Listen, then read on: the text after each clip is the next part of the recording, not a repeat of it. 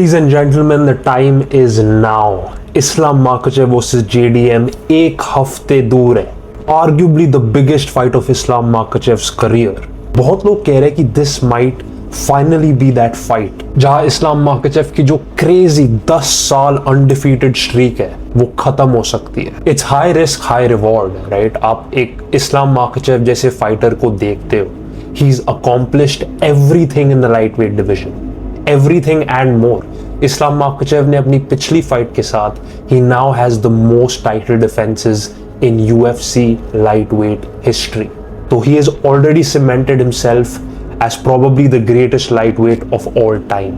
लेकिन there's always been that one thing जो इस्लाम को accomplish करनी थी लेकिन वो कभी कर नहीं पाया, and that is becoming a double champion. 2 weight classes में एक champion बनना.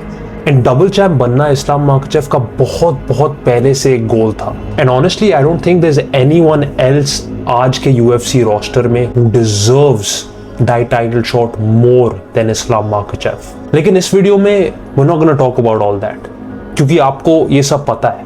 आपको इस्लाम माखाचेव की लाइफ स्टोरी पता है, आपको पता है वो कितना अच्छा है. इस वीडियो में we're gonna talk about this fight.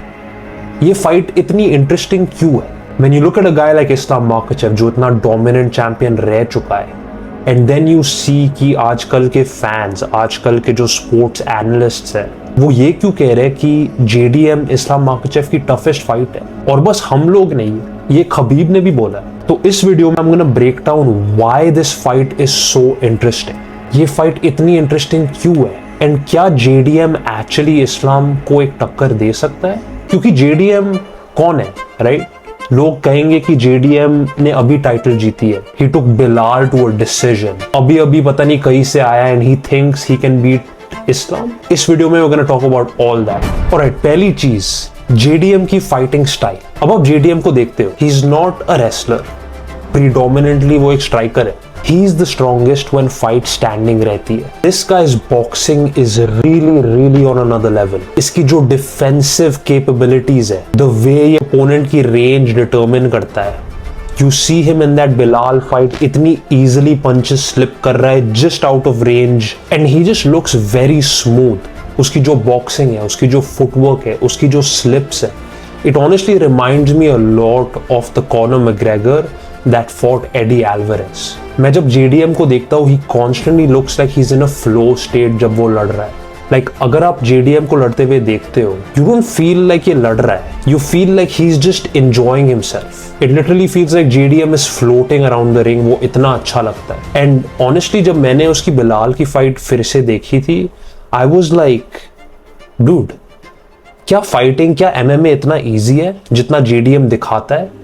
Cause इस बंदे की जो मतलब डॉजिंग एबिलिटीज है, जो पंचिंग एबिलिटीज है, जो रेसलिंग डिफेंस है, ये हर चीज इतनी एफर्टलेस वे में करता है कि आप देख के बोलते हो कि यार इतना इजी है क्या UFC चैंपियन बनना? लेकिन trust me, that's just JDM. That's just how good he is. ये बंदा इतना अच्छा है कि जब आप इसको लड़ते हुए देखते हो, यू थिंक कि मैं भी कर सकता हूँ. But in reality, there's years of hard work and training that's gone behind that for him to be this good right now. I think another thing JDM जो बहुत अच्छा करता है is he's always switching stances. वो अपने opponents को हमेशा guessing रखता है. आपको पता नहीं है पंच कहाँ से आने वाला है, आपको पता नहीं किक कहाँ से आने वाली है, आपको पता नहीं अगर जब वो stance switch करता है वो कुछ throw भी करने वाला है, या वो सिर्फ stance इसलिए change कर रहा है ताकि आप एक take down shoot ना करो. All of these things fight में they make a massive difference. क्योंकि फाइट में आप सोच रहे हो कि अगला मेरा मूव क्या होने वाला है, and when you see an opponent switching stances, instantly आपको लगता है कि wait, why did he do this? इसने stance क्यों बदला? Should I go ahead with what I was gonna do? क्या मेरे को अभी टेक डाउन शूट करना चाहिए? इसका क्या गेम प्लान है अभी stance switch करके? तो it's just creating those doubts, those questions in the opponent's minds, which I think is an amazing strategy. Another amazing thing is the way he closes the distance. अब देखते हो बिलाल और Burns fight में JDM जिस तरह मतलब distance close करता है, it's absolutely unreal to watch. एक झटके में he's right up in your face and he's destroying you with combinations. Now talking about his takedown defense, क्योंकि मैंने already बोल दिया था कि JDM is not a wrestler. वो टेक डाउन शूट नहीं करता, he is very good on the feet, लेकिन उसकी टेक डाउन डिफेंस कैसी है? Dude, I shit you not, इस बंदे की take down defence might be the greatest in the world right now. And let me tell you why. देखो, majority of fighters when they get taken down, उनको लगता है कि उनके पास और कुछ ऑप्शन है ही नहीं। आप देखते हो जब wrestlers when they take down strikers मतलब कोशिश भी नहीं करते उठने की, they just accept it. They're like, चल इस बंदे को टेक डाउन मिल गया, अब मेरे को बैक पोजीशन लेनी पड़ेगी, अब मेरे को पूरे राउंड ऐसे ही रहना पड़ेगा। ये राउंड इसका, I will get him on the next round, क्योंकि नेक्स्ट राउंड में will start again on the feet. लेकिन JDM, dude, he is a different beast. इस बंदे की फाइट्स में मतलब there is an aggression, you know what I am saying, there is an aggression. जब कोई इसको टेक डाउन कर भी लेता है, जो पहले ऑलरेडी बहुत मुश्किल है, तो जब मैं टेक डाउन डिफेंस के बारे में सोचता हूं, I think it's divided into 2 parts. एक टेक डाउन डिफेंस है जब आप खड़े हुए हो एंड ओपोनेंट आप पर एक टेक डाउन शूट कर रहा है, एंड दूसरा इज जब आप नीचे हो एंड आप ऊपर उठने की कोशिश कर रहे हो।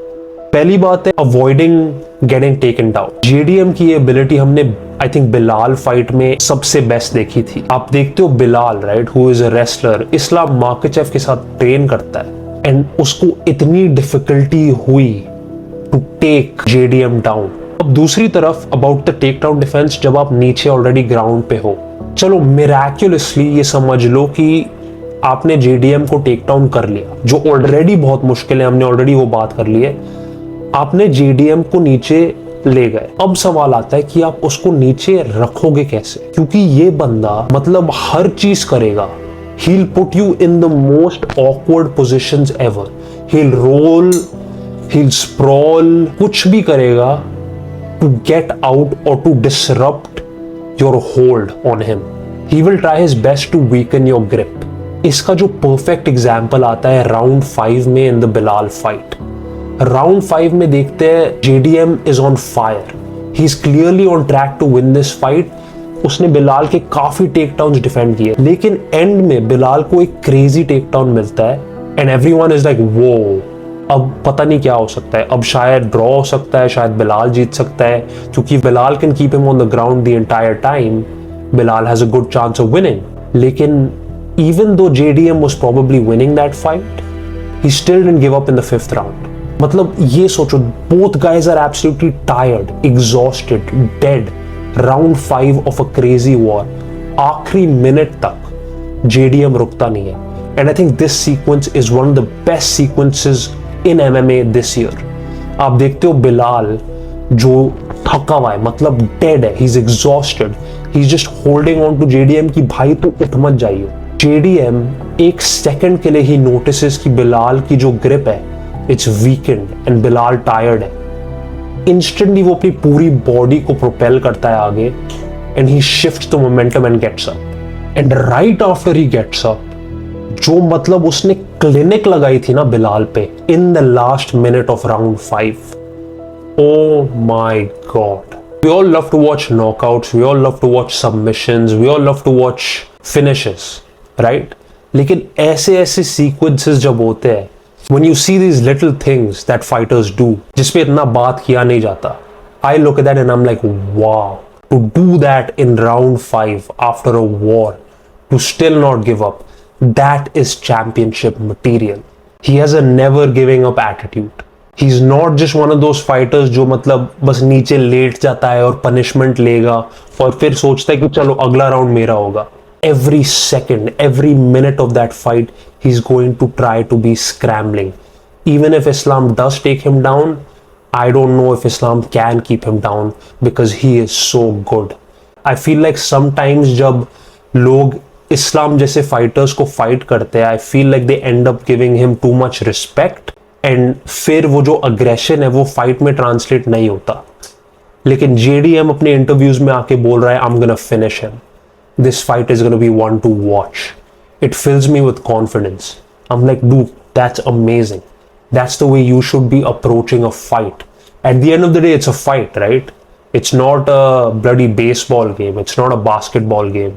देखो, sportsmanship हमेशा रहेगी, लेकिन this is a fight we're talking about. And in a fight, sometimes you have to be aggressive. And I feel like a lot of Islam's past opponents haven't been that aggressive and they've just been respectful to Islam. So these were a few reasons why I think JDM is a nightmare matchup for Islam Makhachev. Now, am I saying कि JDM Islam को हराने वाला है? नहीं, I'm not saying that. But I'm just saying that I understand why this is Islam's toughest fight yet. Let me know what you guys think in the comments. Who wins this fight? Islam Makhachev or JDM? All I know is it's gonna be the best card of the year. So bhaiyo aur behno, this is like the last amazing card we have this year.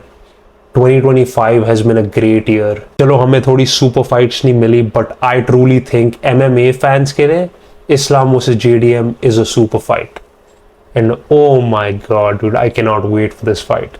Let me know who you guys think is gonna win. Hit the subscribe button and I'll catch you guys in the next video. Peace.